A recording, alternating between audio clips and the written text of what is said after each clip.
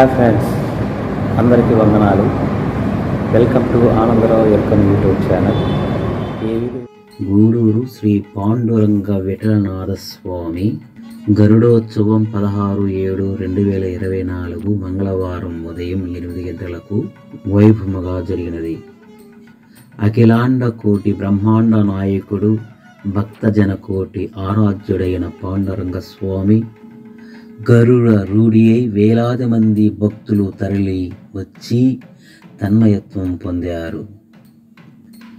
గూడూరు పాండురంగ స్వామి గరుడోత్సవంకు భక్తులు పెద్ద సంఖ్యలో తరలి వచ్చారు. ఏ ఆలయంలోనైనా రథోత్సవాలు రాత్రిపూట జరుగుతూ ఉండగా ఇక్కడ విశేషంగా పగటిపూటే నిర్వహించడం ఆనవాయితీగా వస్తుంది. శ్రీ రుక్మాబాయి సమేత శ్రీ పాండురంగ విఠలనాథ స్వామిని వేద మంత్రోచ్చారణల మధ్య గరుడ వాహనంపై ఊరేగించే ఘట్టాన్ని వైభవంగా నిర్వహించారు. ఈ రోజున ఎంతో వైభవంగా గరుడ వాహన రూఢి మన అందరినీ అనుగ్రహించుతూ ఉన్నాడు. ఈ రోజున గరుడ వాహనంపై స్వామివారు మనందరికీ దర్శనమిస్తూ ఉంటే స్వామికి జరుగుతున్న మంగళహారతులు మనమందరం కూడా ఆనందరావు ఎరకం డివోషనల్ యూట్యూబ్ ఛానల్ ద్వారా వీక్షించుటువంటి భాగ్యాన్ని పొందుతూ ఉన్నాము. భగవంతుని ఎలాంటి కోరికలు కోరుకోవాలి? శ్రీ పాండురంగ స్వామి మాకు సిరి సంపదలు ఇవ్వయ్యా కోరుకుందామా? ఆ సిరి సంపదలు శాశ్వతం కావు. శాశ్వతమైనటువంటి గరుడారూఢమైనటువంటి పాండురంగ స్వామిని కోరుకోవాలి. శాశ్వతం అంటే భగవంతుని యొక్క భక్తి. అందుకే ఒకే ఒక కోరిక కోరుకుందాం. భగవంతుని అనుగ్రహం మాకు కలగాలి, అంతకన్నా ఏమి వద్దు. శ్రీ పాండురంగడు లేకపోతే నాకు దిక్కే లేదు, నాకు ఎటు వెళ్ళాలో తెలియదు. అందుకే నాకు అంటూ ఒక పేరు లేదు. నాకంటూ ఒక పేరు ఉండాలి. మనందరము కూడా అంటే అది పాండురంగ స్వామికి భక్తుడుగా ఉండడం మార్గం చేత, పాండురంగ స్వామికి భక్తుడుగా ఉండడం భాగ్యం చేత ఒక నామధేయం కలిగింది. ఏమి కోరిక కోరుకుంటే మరలా కోరుకోవలసిన ఆవశ్యకత లేకుండా ఉంటుందో అటువంటి కోరికలను కోరుకోవాలి.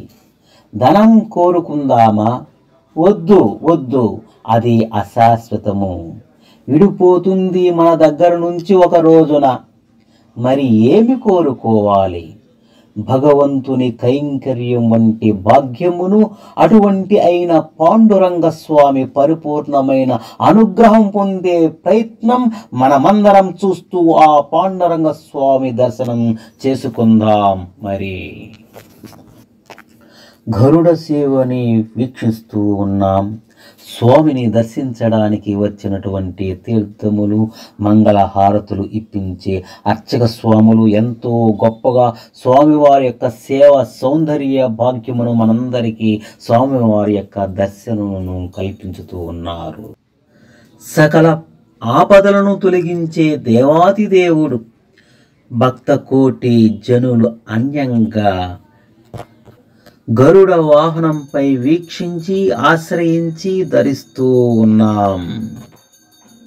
దివ్యమూర్తి అయిన శ్రీ పాండురంగ విఠలనాథ స్వామి నిత్యము కూడా ఆశ్రయించి భక్త కోటి జనులు కీర్తిస్తూ ఉన్నారు, ధరిస్తూ ఉన్నారు.